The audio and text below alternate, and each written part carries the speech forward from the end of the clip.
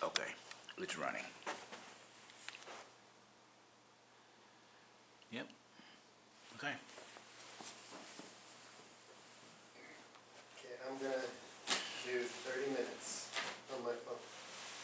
Okay, I'm gonna do 30 minutes on mine. Or should we do 20, let's do 29 minutes. Yeah. I'm gonna do a timer instead of a stopwatch. Okay. Tell me when you're getting ready to hit the timer and then I will hit it too. Okay. Ready, set, go. All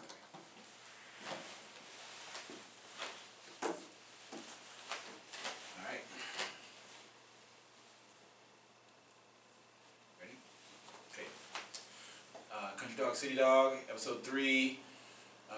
In 3, 2, 1.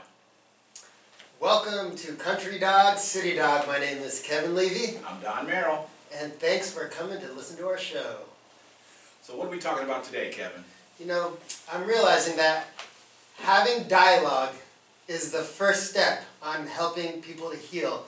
And having discussions that we can talk about to find common ground is a great stepping stone towards that. And I think a great topic that we can talk about is the future of energy. The future of energy. Yeah. I think there's a lot of great things that we could talk about. There is. I mean, I think that between the issues that America's infrastructure has had, last year I remember reading an article and seeing an interview with the guy who was a really high up authority in the Federal Energy Administration. I think it's called FERC, Federal Energy Regulatory Commission, I think. And he was talking about how America's infrastructure, lots of parts of it are outdated. Lots of it don't really serve the rural community. In some parts of the urban community, it's overstressed. You know, and here recently we've had all of these attacks on the energy infrastructure by people who, you know, have a certain political ideology, who want to bring down the energy infrastructure as a way of bringing down the country. And it's just you never really think about energy as a way to sort of bring together the urban-rural divide. But I think you're right on with that. Absolutely. I think in regards to energy, clean energy, in my view, is the future of energy. And I feel both urban and rural cities alike can strengthen and benefit from clean energy. Innovation and invention is like having more of that will lead us towards a path of cleaner energy, and it's not only great for the local economy, it's great for the local environment. Clean energy, in my view, is definitely the future. You know, I can remember though, early in this whole idea of switching away from fossil fuels to solar power and wind power. Absolutely. And a lot of people in the non-urban areas were concerned that, you know, I need traditional fuels to run my equipment, you know, to heat my house. If I'm not on the gas line, I need, you know, fuel oil to heat my house. And if I'm, you know, running farm equipment like tractors and stuff, I need diesel. And having you tell me that I need to switch over to, you know, wind power or solar or batteries is like, how is that going to work for me? I mean, that doesn't help me and my family. It doesn't help our economy out here. Sure. Like, I know that when people hear the word clean energy, many of those people are thinking, oh, those tree-hugging liberal hippies. Now let me ask you something. You just said many of us, and then you changed it to many of those people. So are you saying that you sometimes also think? Good question. When I was referring to us, I will often think of any subject in the moment, and I will put myself in that place. And then in this brief moment when I just now spoke us, I thought instantaneously, like, no, I don't really think of tree-hugging liberal hippies. I feel that clean energy should be a nationwide topic and subject that all of us, but I do know there are people, and I'm not going to cast any like shadow or judgment on who those people are, but I do know people, when they hear clean energy, some people shudder from that thought, and they do not like it. But I feel it's a blind hate towards others. But I also want to say that we don't want to have an energy grid system from the 1950s anymore.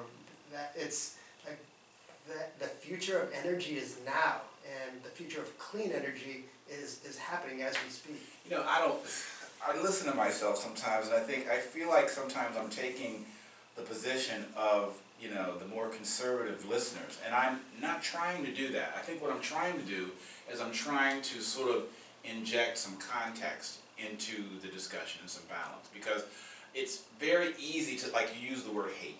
I don't think that hate is the word necessarily. I think it may be more like fear. I think that there are people who are very fearful of change, and it's like change is fine as long as it happens after I'm dead. But it's like if I have to worry about how change is going to affect my retirement, my family, putting food in my kids' mouths, you know, how it affects my mortgage payment, then change is a big deal. And I think that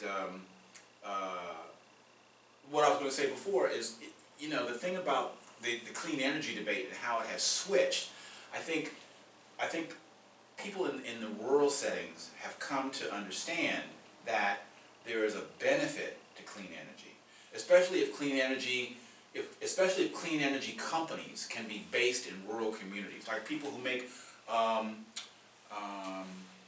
the turbines that go on top of wind farms, wind fans, or if they are involved in working with the state on sites for carbon sequestration, you know, then all of a sudden I think, because those folks can see an economic benefit, Sure. they can say, oh, this is, you know, I may associate this category of energy with a certain political ideology, but economically, I can see the benefits in my town right here, right now. Right. Look, I don't think energy should be a political issue. I don't see it as a political, but I do see politicians turning this into a political debate. Why is that? Why are politicians trying to divide us based on something that is so vitally and universally important to us?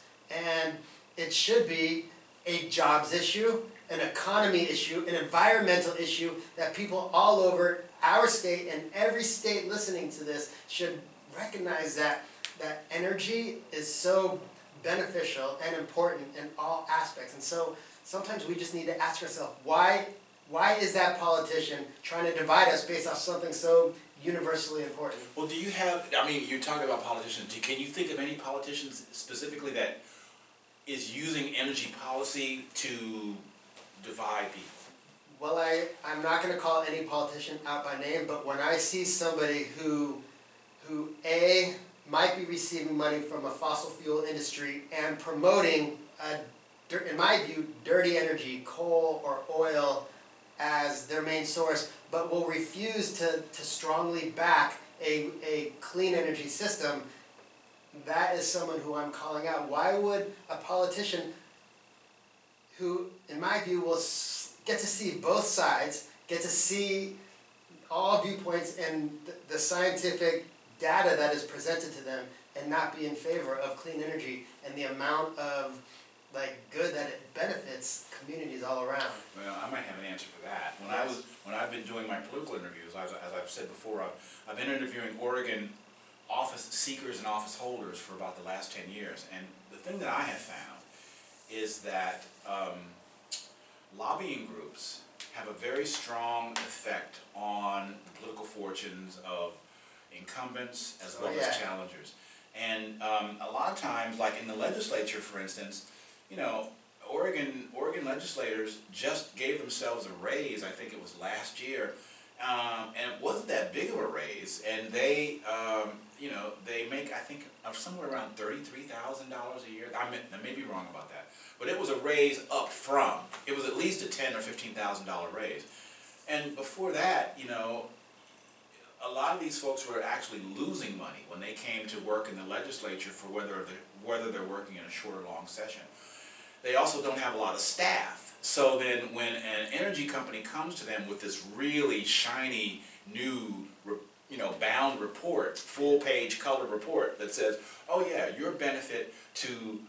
it's very beneficial for you to support our policy, and here's our report laying everything out. Unless you're going to have somebody from an opposing group, like, somebody who monitors energy companies or somebody who monitors the environment, provide a report. And you need to have somebody on that person's staff to help them go through those two reports and say, okay, here are the benefits of this one, here are the benefits of this one. Otherwise, what happens is legislators end up sort of like being seduced by, the company with all the money who can make the shine. And then, they tend to lean that way. And also, especially if that company is also contributing to their campaign, So I think a quick answer to why they may know the information, but they choose something that's not beneficial to the people, I think those are two of the main reasons. And kind of like what I'm hearing, and maybe you are, maybe you're not saying, in a nutshell, money in politics influences politicians towards policies that might or might not benefit us. So if we can get money out of politics, so a politician is going to create laws and policies strictly based off of what the people want and not what corporations or industries want, then I feel things are going to be a lot brighter in America. And the toxicity actually is going to be less because the politicians are listening to the people. And when they feel listened to, they feel things are getting accomplished, and a more peaceful atmosphere is there. Well, I can tell you about that too.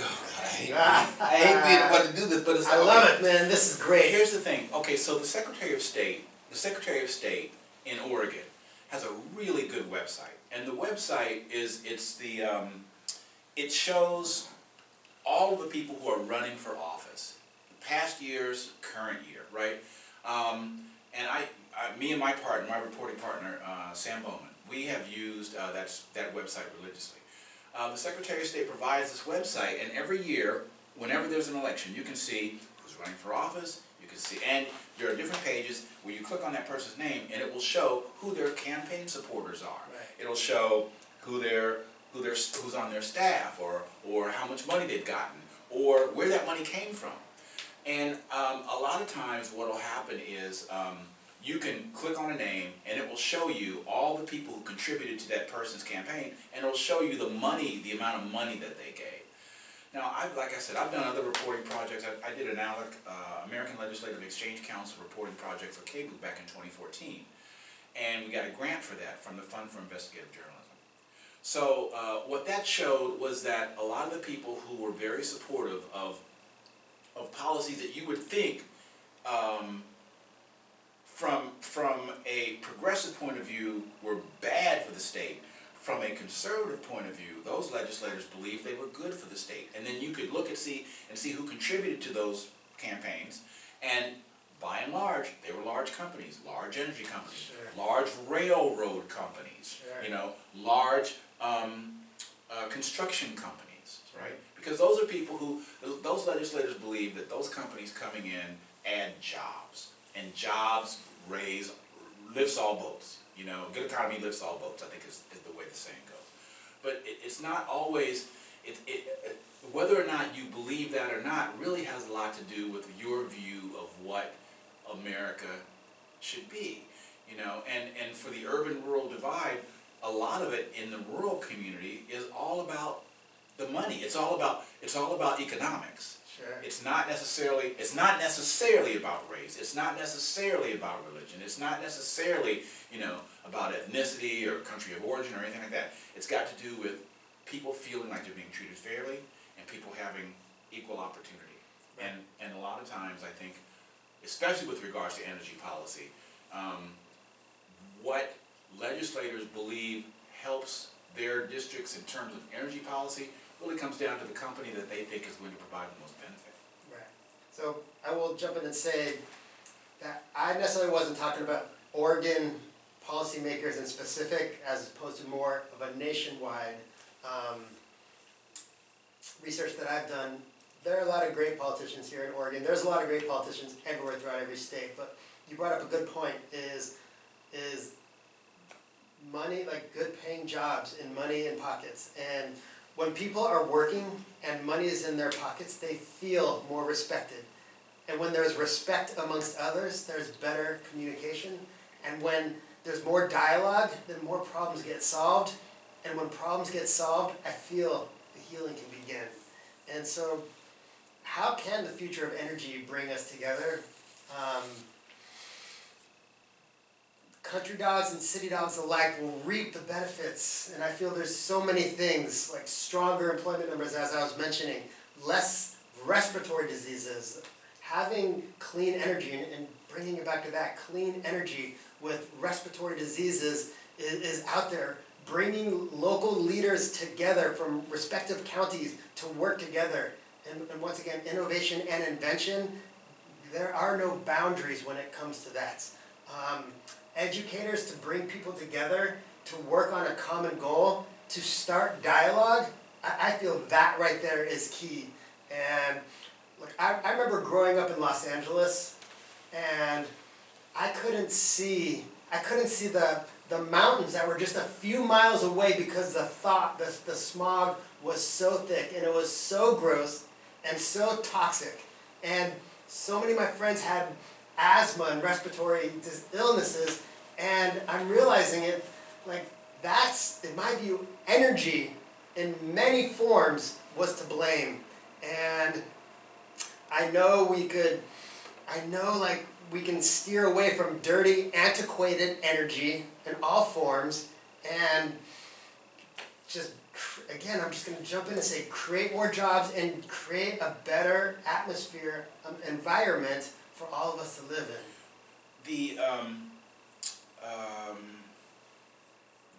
The train crash in East Palestine, Ohio right now, makes me think about the big debate that states all over the country have gone through with rail companies, Norfolk and Western and Union Pacific, and all these companies that have these train cars where the number of cars in the train has gotten longer and longer and longer. Okay, in East Palestine, it was said that the cars were up to 150 in the train. I mean, if you figure that each car is probably 40 feet long. Right. 40 feet times 150. I mean, some of those trains could be quarter mile, half mile long. And so you have an accident like what's going on right now with East Palestine, and very similar to the accident that happened, along the Columbia River, in Hood River a few years ago, where you had train derailments. States ask rail companies, what's in these tanker cars? It used to be like with Bakken crude, they would carry Bakken crude in those cars, and the Department of Transportation had to tell the train car manufacturers, you got to thicken the steel on those cars, because right now those things crack like eggs when they break, and you spill that oil all over the place. Now, don't know if they've actually thickened the walls of the cars or not, but now it's polyvinyl chloride, and the stuff is burning. And I can remember, this is not related to energy exactly, but it is related to transportation and the economies of small communities. And I remember when Christy Todd Whitman, who was the former EPA director, stood on the pile at 9/11 and told everybody that the air was fine. And, that sort of goes against what Jon Stewart just won in Congress, getting all these benefits for all those firefighters and first responders who worked on the pile, who came away with all those respiratory diseases. Okay, so, it's one thing to say that, the legislators who make those decisions are making them to the benefit of their communities. But like you said, you don't always know if they're making decisions in the best interest of their communities, because in the end, like what happened in Hood River, what's happening in East Palestine, what's happened in a dozen communities where there have been train derailments that have either affected the air or the water, or related to oil and energy policy or the environment, it's like you're not always sure if they're working in your best interest. Oil and coal, we absolutely need oil and coal. I get that there are so many things that revolve around using oil to manufacture and produce and make the world go around. But right now, being a wind turbine technician, that is one of the fastest growing jobs in America, making on average like $52,000 a year. So, and solar is also an amazingly fast growing job. But right now, Oregon ranks 9th in wind energy and 19th in solar energy. Solar is one of the most abundant forms of energy on this entire planet, that an airplane can fly around this entire planet just using solar, and we're still focusing, we still have politicians that focus on coal and gas and oil. Those are antiquated politicians that I will not be voting for. I want to hear people focusing on the future of clean energy. I want to create new manufacturing jobs out in eastern Oregon that are creating the components and the parts for wind turbines and for solar plants. That's going to create more jobs. That's going to create more trust in the community when everyone is working together to create a healthier and stronger environment. And getting back to what you had said about the solar powered plane flying around the world, that is relatively old technology, because when Dick Rutan was the pilot who flew the plane, I think it was called like the Double Eagle 2 or something like that, but it was the first plane to fly around the world on solar power, and he did that like, I don't know, 2005 or something. So I mean, it's like really old technology. You would think that it would be much further along than it is now. Now, you know, for people who live in Oregon, if you live around the confluence of 13 and I-205, I-205 and I-5, there's a solar demonstration.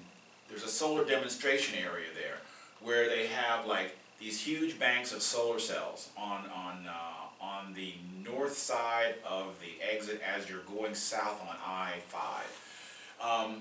So obviously, you know, it's either a private company or, you know, state energy consortium, but obviously, you know, people are recognizing the importance of solar and wind.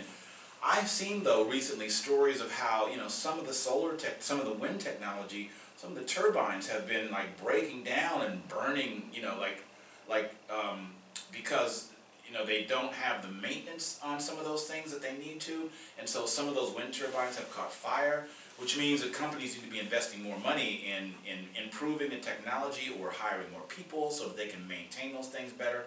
Because it doesn't really help the industry when, you know, the flagship technology, you know, the turbines fall off, burn, you know, fall to the ground on fire. I mean, that doesn't really help. And that's some of the technology that's supposed to be helping people in the rural environment, in the rural communities. So I think it's really important that you know, if we're going to promote these technologies as cutting-edge technologies, and you're going to get people away from the traditional technologies of fuel and oil and gas and coal, you know, then there needs to be a lot more emphasis put on those. And you know, the oil industries, they have a really tight grip on that. They do, and I feel baby steps are the way to go.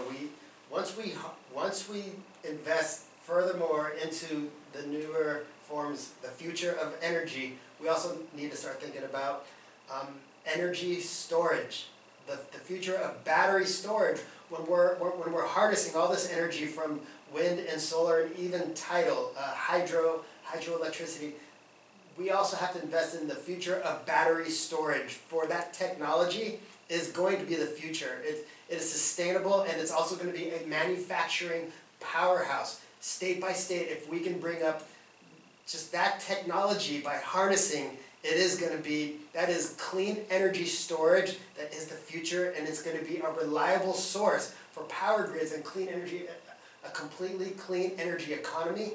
And I want to ask you about this form of energy. What are your thoughts on nuclear energy?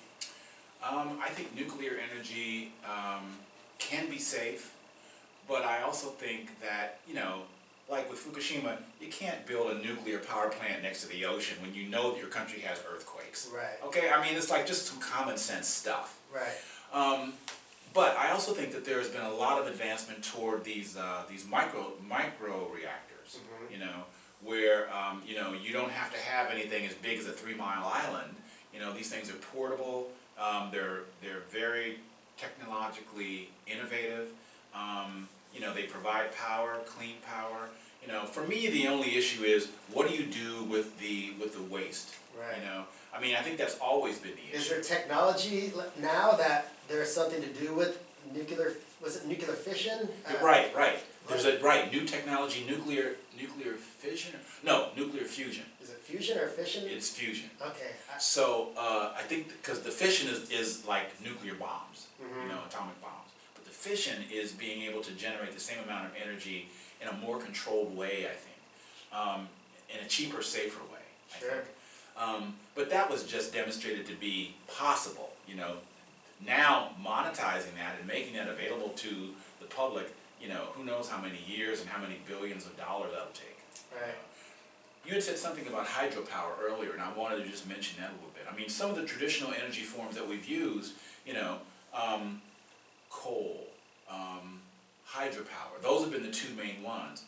And Tidal energy is a great form of hydropower, just tidal energy, as well as up and down our rivers where there are dams creating energy, as long as they're creating safe fish ladders so it's not harming salmon runs.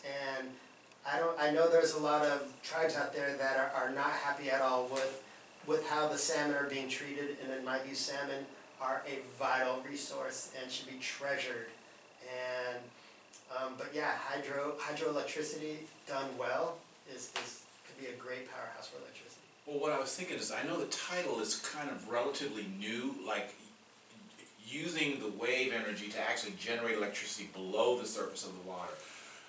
I used to work for an agency called the Bureau of Reclamation, and Reclamation had a history for the last 120 years, has built all of the major federally operated and owned dams in the United States. But anybody who lives around Lake Mead knows that, and people who work in reclamation know, that a lot of the dams that are more than 50, 60 years old, you know, they start to silt up. And, you know, it's really hard to get rid of the silt. The silt makes the dams less efficient.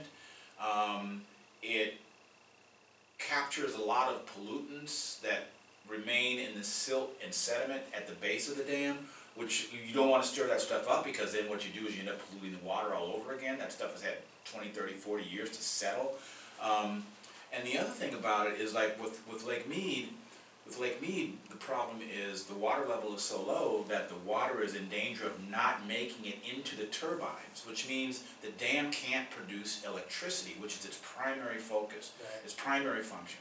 So, and a lot of the electricity that Lake Mead produces, you know, goes to cities like Las Vegas, I think.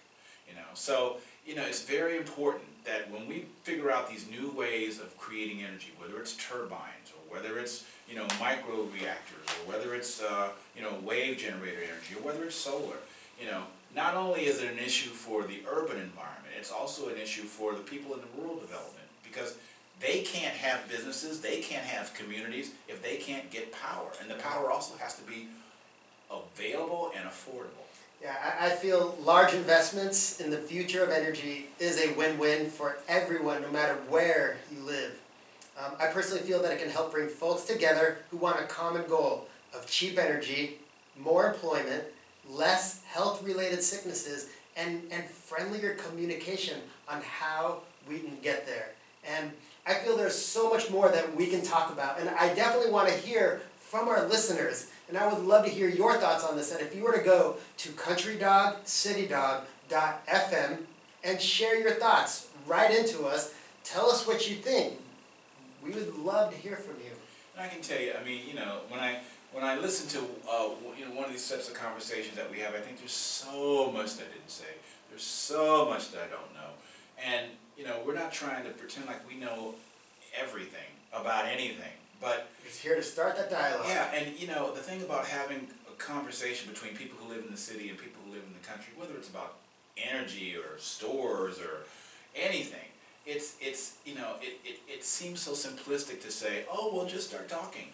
But you know, sometimes these conversations, these kind of, you know, things that we're talking about, they may sound superficial, but maybe they'll get you talking to somebody else about it. And then maybe that'll get you a call to the legislator, your representative, and say, what about that? Right, yeah, exactly. Once dialogue is going on, I feel that is the first strong step on healing a divide. And hey, we are so grateful for you tuning in and listening to us. Thank you so much. I'll edit that out. So start from that point. We are so grateful for. thank you again for tuning in. We are so grateful for you listening to us and hearing this conversation, in my view, of what a very important conversation this is. They just said. It's okay, we'll say it again. I can edit this, Kevin. Yeah. We are so grateful for you tuning in and hearing this important conversation that needed to be talked about. Don, thank you so much for sharing your thoughts. It's great to hear this rural, urban conversation going back and forth. There's just so much more that we can even talk about. Yeah, there is, and I think as we do these conversations, Kevin, I think we'll get better. Absolutely. I hope people out there listening to us like, ooh, these guys, they need some work. Nope. They love us all. But so yeah, this is Country Dog City Dog. I'm Don Merrill.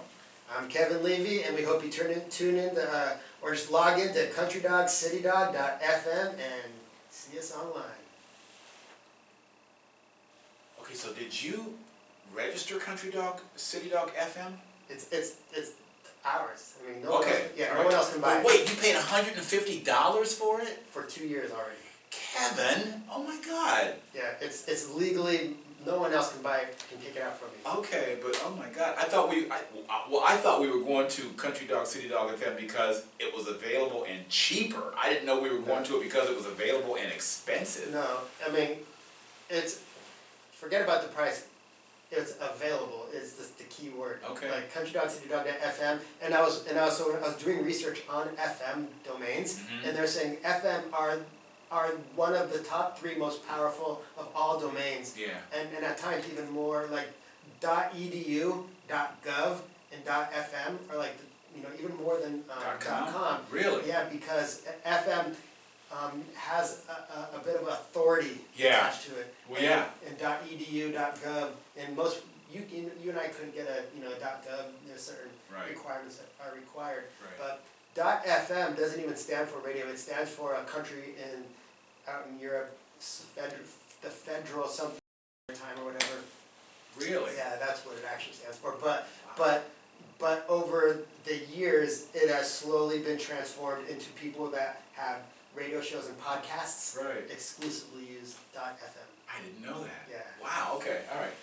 I thought that show sounded great. I think so too. Yeah, it's like I listen to myself, Kevin, and I really do feel like, I mean, my politics are so liberal and progressive, but a lot of times I feel like I'm just sort of like saying, well, yeah, but you got to consider this, and I feel like you have to call me out, because what I don't want this show to come across as is just a bunch of liberals talking. Like, I want to bring up the conservative point of view, and I want you to call me out if I seem too liberal on this, because otherwise it's just another Tom Hartman show. Yeah, and I mean, I really am grateful for the interviews I did with all the politicians I talked to, because I mean, I've talked to some really hard right people, and I've talked to some really hard left people, and the trick is to try to both sets of people want to be listened to. They want to be heard, they want to be respected, they don't want to be judged,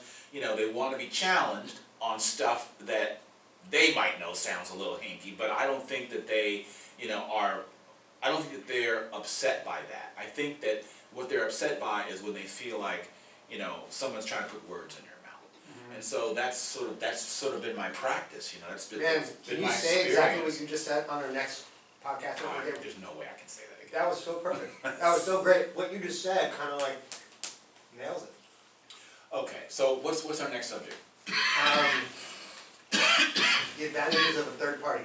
Okay. Oh boy. Okay. So let me save this. If you want to edit out that very last thing that you said, where you were like, people are going to listen to us and think that we're newbies or however, like beginners, and I think that's true. I don't want to edit that out. See, that's the thing. There may be things that you want me to take out and things I want you to take out. Yeah. But I kind of think that leaving both things in is sort of like what we want to do, because they show us being human. Okay. Keep it in. I mean, unless we say something like really, really stupid, and then that's got to come out.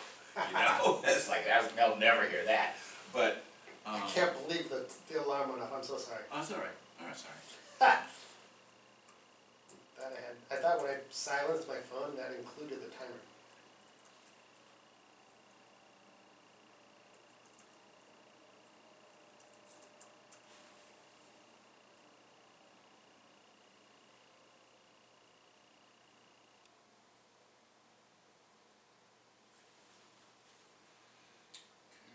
Yeah, I love that episode, it's great. It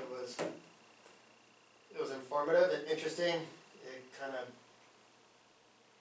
talked about a lot of good stuff. I'm gonna go pee in the corner. Anytime you have to use the Okay. bathroom, you can use the house is available anytime you want to use the bathroom inside. Is it always open? You can go down anytime, just knock on the door. Jeremy's downstairs right now, Okay. but if you want, I'll go down with you right now if you want to use Well, it. how about, can I introduce myself to him so that? Yeah, let's go down together. Okay, well, let me turn on the camera.